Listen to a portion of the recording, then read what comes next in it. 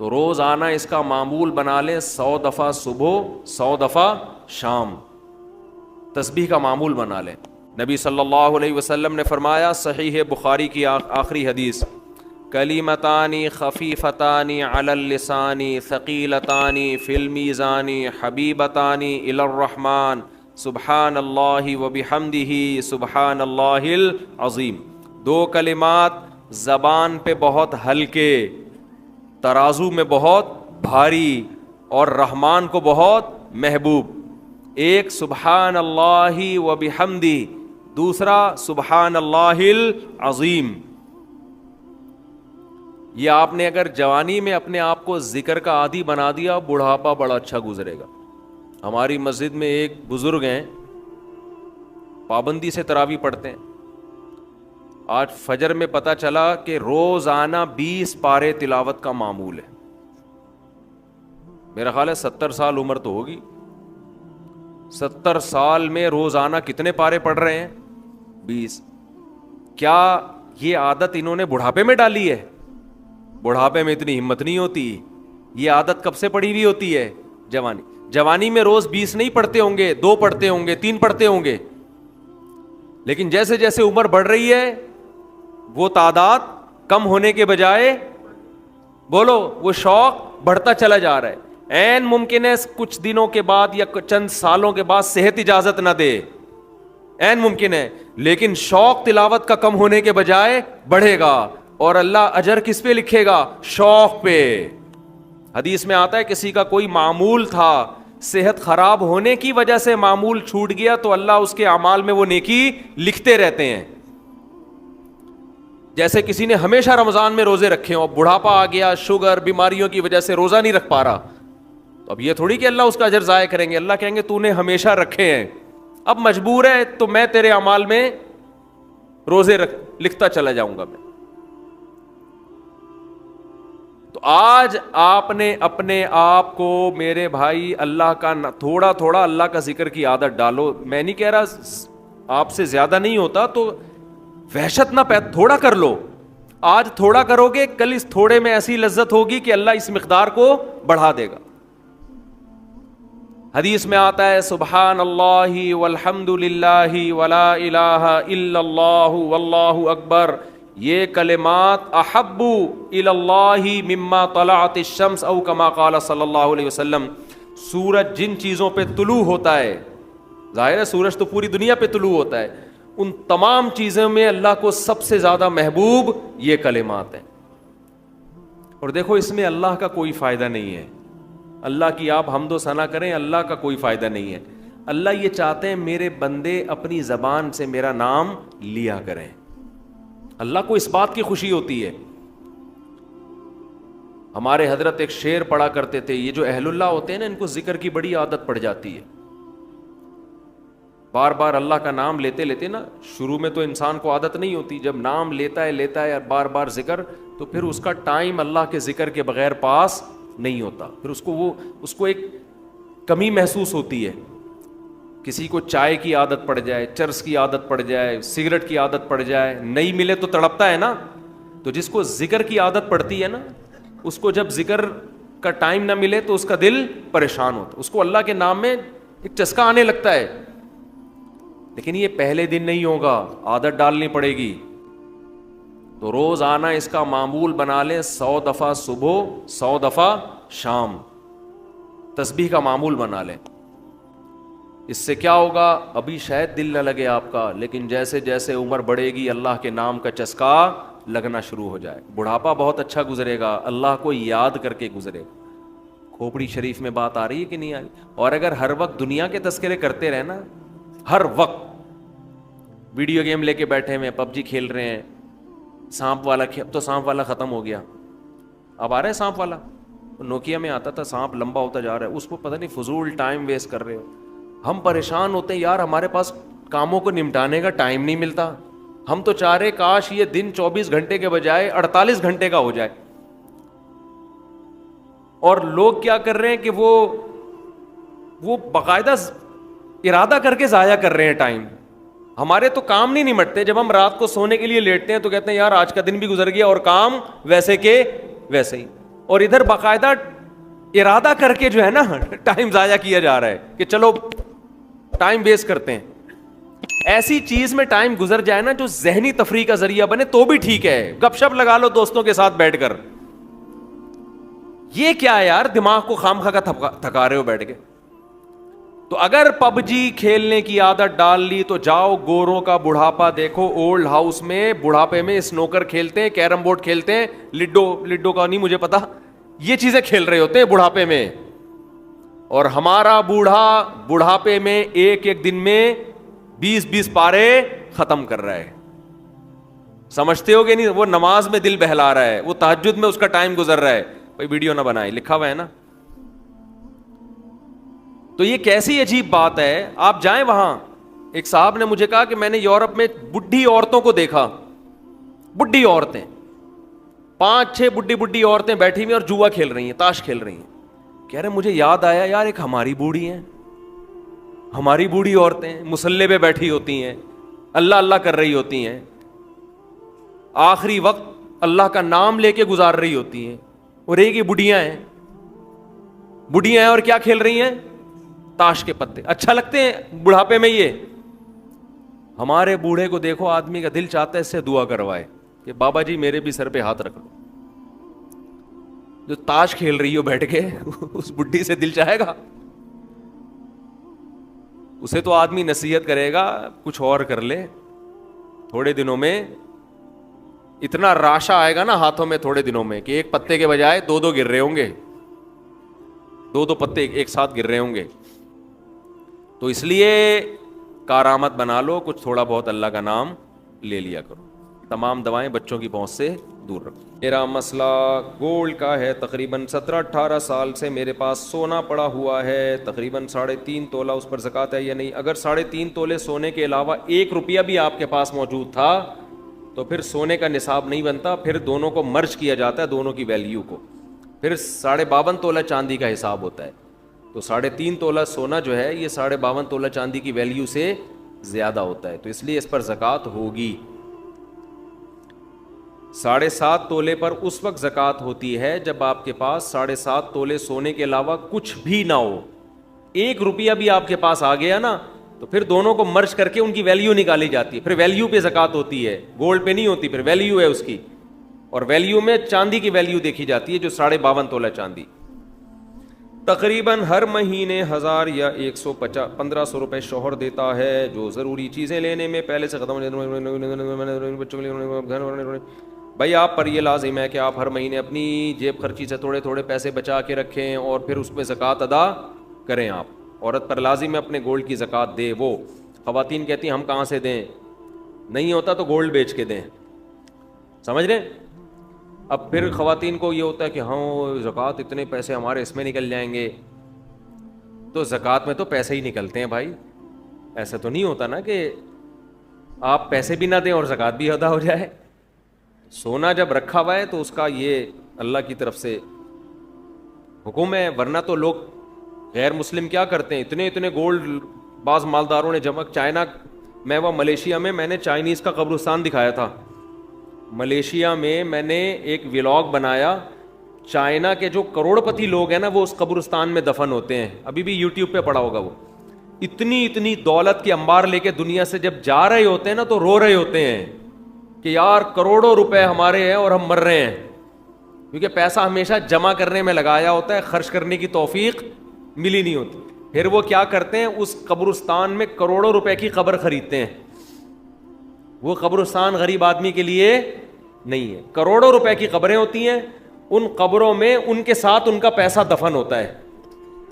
یہ میں نے پورا ولاگ بنا کے ڈالا تھا کہ دیکھ لو عبرت کی آنکھیں, کہ اگر دنیا میں پیسے سے اس گولڈ سے محبت ختم نہیں کی نا تو یہ مرتے ہوئے ختم. ابھی جو پورا بیان یہی چل رہا تھا نا, یہ پھر مرتے ہوئے ختم نہیں ہوتی. پھر مرتے ہوئے دل چاہتا ہے قبر میں لے جاؤں میں کسی طرح. تو اب بحریہ ٹاؤن کا پلاٹ تو قبر میں لے جا نہیں سکتا, تو وہ کہتے ہیں بیچ کے پیسہ لے جاؤں میں.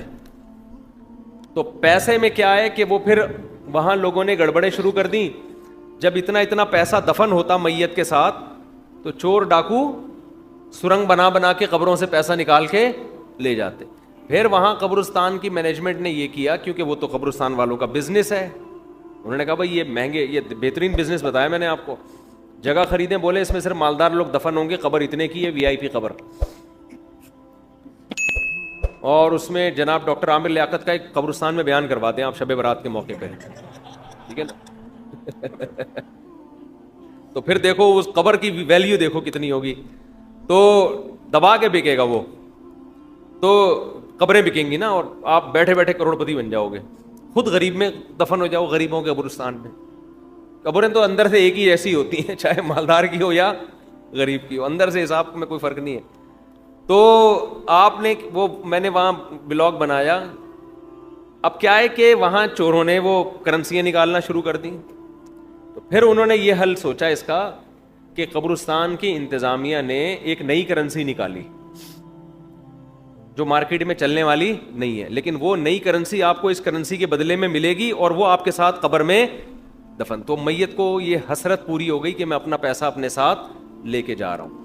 تو اس لیے اس دنیا کی محبت دل سے نہ نکالی نا تو بہت ہی برے ہو جاؤ گے. اس لیے خواتین نے گولڈ رکھا ہوا ہے, خوشی خوشی زکوٰۃ دیا کرو, خوشی خوشی. اللہ ہم سے, دیکھو گورنمنٹ کو کتنا ٹیکس دیتے ہیں یار, خوشی سے نہیں دیتے, زکوٰۃ سے کئی گنا زیادہ گورنمنٹ ٹیکس لیتی ہے ہم سے, اور اس کے بدلے میں دیتی سوائے نعرے اور سوائے وعدوں کے کچھ بھی نہیں ملتا ہمیں. جتنا ہم گورنمنٹ کو ٹیکس دیتے ہیں نا, کیا اس کے بدلے میں ہمیں فری علاج ملتا ہے؟ بولتے کیوں نہیں؟ کیا تعلیم ملتی ہے؟ گورنمنٹ اسکولوں میں تعلیم تو دیکھ لو, کھڑکیاں ہی نہیں ہے تو تعلیم کہاں سے ہوگی؟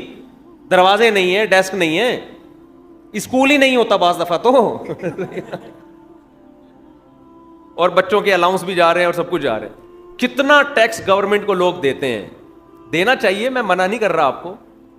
اللہ آپ سے صرف 2.5% مانگ رہا ہے, اور دے اس کے بدلے میں بارشیں بھی وہ برسا رہا ہے, گندم بھی وہ پیدا کر رہا ہے, خربوزے بھی وہ پیدا کر رہا ہے, پکوڑے بھی وہ کھلا رہا ہے, ملائی اور پراٹھے بھی وہی کھلا رہا ہے, دودھ بھی وہ پلا رہا ہے, اتنا دے رہا ہے کہ میں تو کہتا ہوں اللہ اگر تو ہم سے کہتا کہ 2.5% رکھو اور 97.5% دے دو تو بھی کم تھا, سارا تیرا ہی تو دیا ہوا ہے, خوشی خوشی دیا کرو بھائی زکوٰۃ. ہمارے شیخ حضرت مفتی رشید احمد صاحب رحمہ اللہ کو ایک دفعہ خیال آیا کہ اپنا سارا پیسہ صدقہ کر دیں, بس صرف تھوڑے سے اتنے پیسے رکھیں جو مہینے میں کھانے پینے کے لیے, گیس بجلی کے بل کے لیے چاہیے, باقی سارا صدقہ. پھر حضرت فرماتے ہیں میں نے سوچا اگر سارا صدقہ کر دوں گا غریب ہو جاؤں گا, پھر زکوٰۃ تو مجھ پہ فرض ہوگی نہیں, زکوٰۃ ادا کرنے کا مزہ پھر آئے گا نہیں. تو اتنا رکھو کہ زکوٰۃ فرض ہو اور زکوٰۃ ادا کریں, اس کا اپنا مزہ ہے زکوٰۃ کا. فطرانہ الگ چیز ہے, قربانی کا الگ مزہ ہے, یہ الگ الگ عبادتیں ہیں نا. زکوٰۃ تو اسلام کا رکن ہے بھائی, یہ تو خوشی سے خواتین کو چاہیے, سونا ہے خوشی خوشی دیا کریں زکوٰۃ. بعض خواتین کے ایسے منہ بنے ہوئے ہوتے ہیں, ہائے اتنی ساری زکوٰۃ دیں کہاں سے, شوہر اتنے 100 روپے دیتا ہے مہینے کے, 1000 روپے دیتا ہے. بھائی آپ کو جب پتہ ہے آپ نے زکوٰۃ نکالنی ہے سال میں, تو آپ جیب خرچی سے بچانا شروع کریں. نہیں ہے تو سونا بیچیں, بیچ کے کسی انسان کو تھوڑی دے رہے ہیں آپ, کس کو دے رہے ہیں؟ جس نے اس سونے کو پیدا کیا. اور اللہ تو اتنا غنی ہے, اتنا غنی ہے. دیکھو جب کوئی کروڑ پتی سیٹھ آپ کے گھر میں آ جائے, کسی غریب کے گھر میں, غریب آئے نا, اس کو کھلاتے ہوئے آدمی سوچتا ہے کہ ضائع ہی ہو رہا ہے اس کا آؤٹ پٹ کچھ بھی نہیں نکلے گا, اس کو میں جتنا کھلاؤں گا یہ تھوڑی کھلائے گا, اس کے بعد تو ڈھیلا نہیں ہے. مالدار آدمی کے لوگ خوشی میں دعوت کرتے ہیں, غریب بھی وہ خوب خوب کھانے کھلائے گا, اس کو پتا ہے اتنا بڑا سیٹ ہے یار, اس کو آج کھلا دو, قرضہ لے کے کھلا دو, کیونکہ جب یہ کھلائے گا نا تو پھر یہ بڑا ہٹو بچوں قسم کا کھلائے گا. تو اللہ سے زیادہ مالدار کوئی نہیں ہے بھائی. خزائن السماوات والارض, سارے خزانے اس کے پاس, اور اللہ سے بڑا دل بھی کسی کا نہیں ہے. تو اللہ کہہ رہا ہے 2.5% دے دو, 2.5 کے بجائے 5% دے دو بھائی, 10% دے دو. اللہ لے رہا ہے, اللہ, اس کو ضرورت بھی نہیں ہے. فقہا نے لکھا ہے, کتنی خوبصورت بات, ہم جب اصول فقہ پڑھتے ہیں نا, اس میں فقہا نے لکھا ہے کہ زکوٰۃ اصل میں جب آپ غریب کو دیتے ہیں تو یہ غریب کو نہیں, یہ کس کو دے رہے ہیں؟ اللہ کو. غریب اللہ کی طرف سے وکیل بن کے قبضہ کرتا ہے. نہیں آئی بات سمجھ؟ آپ نے پیسے دینے ہیں, کسی کو پیسے دینے ہیں نا, مدد کرنا چاہ رہے ہیں, تو وہ اپنا نمائندہ بھیجتا ہے, یار میں بندہ بائک پہ بھیج رہا ہوں, اس کو پکڑا دے. تو آپ اس بندے کو پکڑا دیتے ہو نا اور فون کر کے بتاتے ہو بھائی میں نے تیرے بندے کو پیسے دے دیے, اب میں بری ذمہ ہو گیا ہوں, تو جان تیرا بندہ جان. تو دیے اصل میں بندے کو نہیں ہوتے, دیے کس کو ہوتے ہیں؟ اس آدمی کو. اس بندے کو تو آپ جانتے بھی نہیں, لیکن آپ اس کو اس لیے دے رہے ہو کہ اس نے اس بندے کو اپنا نمائندہ. ارے جب آپ پیزا منگواتے ہو تو بائک والے کو پیسے دیتے ہو نا, بائکیا والے کو, تو کیا بائکیا والے نے پیزا دیا ہے؟ وہ اس سے پیزا خریدا ہے آپ نے, اس کے پیزے کا بزنس ہوتا تو بائک کیوں چلا رہا ہوتا وہ بھائی. تو اصل میں تو پیزا کمپنی کو پیسے دے رہے ہو آپ, لیکن پیزا کمپنی نے کہا ہے کہ یہاں رش لگانے کی ضرورت نہیں ہے, بائکیا والے کو پکڑا دو, وہ ہمیں ہی دے دے گا. تو آپ بائکیا والے کو جانتے بھی نہیں ہو جو پیزا لے کر آیا. آپ کہہ رہے بھائی تیرا میرا کوئی, مجھے کمپنی نے بولا اس کو دے دو تو میں تجھے دے رہا ہوں, ورنہ میں تجھے کہ جانتا بھی نہیں ہوں. زکوٰۃ میں یہی فلسفہ ہے, ہم نہ غریب کو جانتے ہیں نہ ہماری غریب سے کوئی سلام دعا. اللہ نے کہا مجھے دو, من ذا الذی یقرض اللہ, کون ہے جو مجھے قرضہ دے گا. اور اللہ اس کو قرضہ کہہ رہے ہیں, قرضہ, لون چاہیے, لون. ارے کوئی محلے کا سیٹھ یا ناظم آ کے آپ سے لون مانگے, آپ کا سر پوری دکان آپ کی خدمت میں حاضر ہے. نہیں یار سمجھ میں تو رہنے دو بھائی. آپ کو پتا ہے یار سیٹھ آدمی لون لے رہا ہے, یہ تو بھاگے گا بھی نہیں, اس کے لیے ان کی کیا ویلیو ہے, بڑھ چڑھ کے دو گے. بعض دفعہ سیٹھ گھر میں بٹوا بھول کے آ جاتا ہے, پیٹرول پمپ پہ کوئی آدمی گیا لینڈ کروزر لے کے پیٹرول ڈلوا رہا ہے, رکشے والا جائے گا نا, رکشے والا, پیٹرول پمپ والا فری میں نہیں دے گا اس کو پتا ہے اگر فری میں ڈال دیا نا یہ واپس پیسے کبھی بھی نہیں دے گا, یہ بھاگ جائے گا.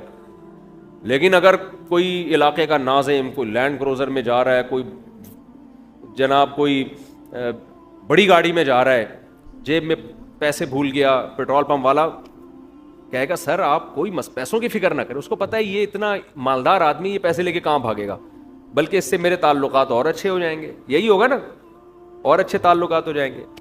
تو اللہ بھائی ہمارے پیسے لے کے بھاگے گا بھی نہیں, معاذ اللہ, نقل کفر نہ باشد. اور اللہ کو ہمارے پیسوں کی ضرورت بھی بالکل بھی نہیں ہے. تو اللہ نے کہا کہ مجھے کون ہے جو قرضہ دے گا, اور اللہ نے بتا دیا میں بڑھا کے واپس کروں گا اس کو. یہ قرضہ میں بڑھا کے, سودی لین دین اللہ سے جائز ہے. اللہ نے اپنے اور بندوں کے لیے سود کو حلال رکھا ہوا ہے, آپس میں سود کو کیا کر دیا ہے, حرام. اللہ نے کہا میرے سے, اور بڑھاؤں گا بھی, تھوڑا سود نہیں لگاؤں گا, بڑھاتا چلا جاؤں گا اس کو میں. تو اس میں تو انسان کو چاہیے دل کھول کے دے. اللہ نے کہا اب عرش پر میرے پاس آ کے مجھے پیسہ پکڑانے کی ضرورت نہیں ہے, گلی محلے میں تمہیں کچھ نظر آ جائیں گے غریب لوگ, فی الحال ان کو پکڑا دو. تو یہ اصل میں غریب آدمی قبضہ کرتا ہے کس کی طرف سے, اللہ کی طرف سے. تبھی تو قرآن کہتا ہے کہ ہمارے نیک بندے جب غریبوں کو کھلاتے ہیں تو ان سے کہتے ہیں لا نرید منکم جزاء ولا شکورا, ہمیں تم سے شکریہ نہیں چاہیے کیونکہ ہم تمہیں نہیں کھلا رہے, اصل میں تو ہم کس کو دے رہے ہیں, اللہ کو دے رہے ہیں. ہمارا اللہ کا لیں گے, تم تو درمیان میں جو ہے نا ایک وکیل بن کے آ گئے ہو, تم تو وکیل بن کے آ گئے ہو. پیزا والے کو آپ نے پیسے پکڑا دیے بائکیا والے کو, اب آپ کہہ رہے ہیں پیزا ایسا تھا ویسا, وہ کہہ رہا ہے مجھے کیا پتا کیسا تھا, بھائی تو کمپنی میں جا کے کمپلین کر, میں نے تو ان کا پیزا تم تک پہنچایا ہے, تمہارے پیسے وہاں تک پہنچائے. تو غریب بھی یہی کہے گا. اہل ایمان جب غریب کو کھلاتے ہیں کہتے ہیں ہمارا تمہارا کیا, ہم تو اللہ کے لیے تمہیں کھلا رہے ہیں, بھائی اللہ آخرت کی سختی ہم سے دور کرے گا. تو اس لیے خواتین کو بھی چاہیے خوش دلی کے ساتھ زکوٰۃ دیا کریں, کیونکہ خواتین کو بھی جنت میں جانا ہے, ٹھیک ہے نا. یہ جنت اللہ نے صرف آدمیوں کے لیے نہیں بنائی ہے. اور حدیث میں آتا ہے اتقوا النار ولو بشق تمرہ, عورتوں کو خاص اللہ نے خطاب کیا کہ جہنم کی آگ سے بچو اگرچہ آدھی کھجور صدقہ کر کے. تو صدقہ کیا کریں, کچھ نہیں ہے تو آدھی کھجور صدقہ کر دیا کریں. تو خوش دلی کے ساتھ زکوٰۃ دیا کرو بھائی, ورنہ وہی ہو جائے گا اتنا جمع کر کے پھر ایک دن دل چاہے گا کہ یار یہ سارا مال لے کے میں قبر میں کس طرح سے اتر جاؤں. خرچ کرو. ہم نے تو بڑے علماء کو دیکھا ہے جب عمر بڑھ جاتی ہے تو ویسے ہی سب دے دلا کے کہہ رہے یار ہلکے پھلکے ہی دنیا سے جاؤ, اب جائیدادیں بھی بانٹ دیتے ہیں وہ. لیکن میں آپ کو مشورہ دیتا ہوں پورا مال کبھی بھی نہ بانٹنا, اولاد آج کل بگڑ جاتی ہے. بعض لوگوں نے دل بڑا کر کے سب کچھ بچوں کو بانٹ دیا, جس دن بچوں کو سب کچھ مل گیا اس دن بچوں نے باپ کو ابا سمجھنا چھوڑ دیا. یہ ایسے کیسز سامنے آئے ہیں تو کچھ چیزیں تجربے کی ہوتی ہیں. تو اس لیے بعض دفعہ آدمی بڑھاپے میں میرے بیان سن کے دوسری شادی کا اس کو خیال آتا ہے, لیکن وہ ساری جائیدادیں پہلے تقسیم کر چکا. اب وہ کہے گا کہ اب بچوں سے پیسے کس منہ سے مانگے, بچوں سے کہے بیٹا مجھے پیسے چاہیے، ابا کڈنی کا آپریشن کرنا ہے، ابا دل کا ہم دینے، ابا کہہ رہے ہیں میں نے شادی کرنی ہے بچے کہتے ہیں یہ نہیں ہوگا. تو اس لیے دل نہ لگاؤ بس پیسے سے، سمجھ رہے ہو. میرا دوست جو کہ کینسر کا مریض ہے، اس کی خوشی آپ سے ملاقات کی ہے، اگر آپ اپنی قیمتی وقت سے کچھ ہمارے بھائی کے لیے دے دیں. بھائی مجھے جی ہندو بھائی بھی جو مسلمان ہوئے ہیں یہ بھی ملاقات کرنا چاہ رہے ہیں. یہ بھی تو ابھی تو میں نے تراویح بھی رات کو سنانی ہوتی ہے، دہرانا بھی ہے. اگر میں ابھی یہ ٹائم ملاقاتوں میں لگا دوں گا تو شام کو اٹکن آنا شروع ہو جائے گی. جب میں تراویح پڑھتا ہوں نا تو پھر اٹکتا ہوں، اٹکوں گا تو پیچھے پبلک کھڑے ہوئے وہ برا بلا کہیں گے یار کیا ہو گیا یہ. تو ابھی تو بالکل ٹائم نہیں ہے، پھر ہم کوئی ٹائم انشاءاللہ متعین کر کے ملاقات کا ٹائم دیں گے انشاءاللہ. عثمان بھائی سے رابطہ کر لیں. جو غیر مسلم مسلمان ہوتے ہیں ہم ان کو تو لازمی ٹائم دیتے ہیں، ان کو تو کبھی ہم نے منع نہیں کیا. تو اور جو کوئی معذور ہو یا بیمار ہو، جیسے یہ کینسر کے مریض ہیں، تو ضرور انشاءاللہ ٹائم دیں گے. لیکن اس کا ایک طریقہ لکھا ہوا ہے، وہاں عثمان بھائی کا نمبر ہے، ان سے کانٹیکٹ کریں، ٹائم لے کے آ جائیں، پھر میں انشاءاللہ ٹائم دے دوں. کیا خودکشی کرنے والے کے لیے دعائے مغفرت کر سکتے ہیں، اور دیگر کیا احکامات ہیں خودکشی کرنے والوں کے؟ خودکشی کرنا کبیرہ گناہ ہے، اور ایسا گناہ ہے جس سے توبہ کی توفیق ہی نہیں ملتی، کیونکہ مر جاتا ہے انسان. توبہ کا دروازہ زندگی میں کھلا ہے، مرنے کے بعد نہیں ہے. ہر گناہ میں انسان توبہ کا آپشن ہوتا ہے، خودکشی میں توبہ کا آپشن اس نے خود ہی ختم کر دیا. تو لیکن دعائے مغفرت جائز ہے اگر وہ مسلمان تھا، اس لیے کہ جرم کیا اس نے، جہنم میں جائے گا، تو اس کے لیے دعا کی جا سکتی ہے کہ اللہ اس کو اس عذاب سے بچا لے. تو دعا کا آپشن اللہ نے دیا ہے. ہاں یہ ضرور ہے کہ جو آدمی خودکشی کرے تو کسی بھی علاقے کے بڑے عالم کو، بزرگ کو، مشہور شخصیت کو اس کا جنازہ نہیں پڑھانا چاہیے، بائیکاٹ کرنا چاہیے. نبی صلی اللہ علیہ وسلم نے ایسا ہی کیا تھا. خودکشی کسی نے کی، جنازہ لایا گیا، آپ نے نہیں پڑھایا، حالانکہ آپ رحمت للعالمین تھے، لیکن آپ نے بائیکاٹ کیا جنازے کا. تو صحابہ کو منع نہیں کیا لیکن خود نہیں پڑھایا آپ نے، تاکہ لوگوں کے دل میں اس جرم کی برائی بیٹھے کہ یہ بہت بڑا جرم ہے کہ ہمارے نبی نے جنازہ پڑھانے سے انکار کر دیا. تو اس لیے خودکشی چھوٹا جرم نہیں ہے، جنازہ بھی ہوگا اس کا، لیکن علماء کو چاہیے کہ وہ، اور ہر جو بھی بڑا گناہ گار ہوتا ہے نا، کھلے عام گناہ کرتا ہو، اس کا یہی حکم ہے. شریعت پھر روک دیتی ہے کہ کسی مشہور شخصیت کو، بڑے آدمی کو، جس کو لوگ بڑا سمجھتے ہوں، اس کو بائیکاٹ کر دینا چاہیے، تاکہ لوگوں کے دل میں اس گناہ سے نفرت پیدا ہو. سمجھتے ہیں؟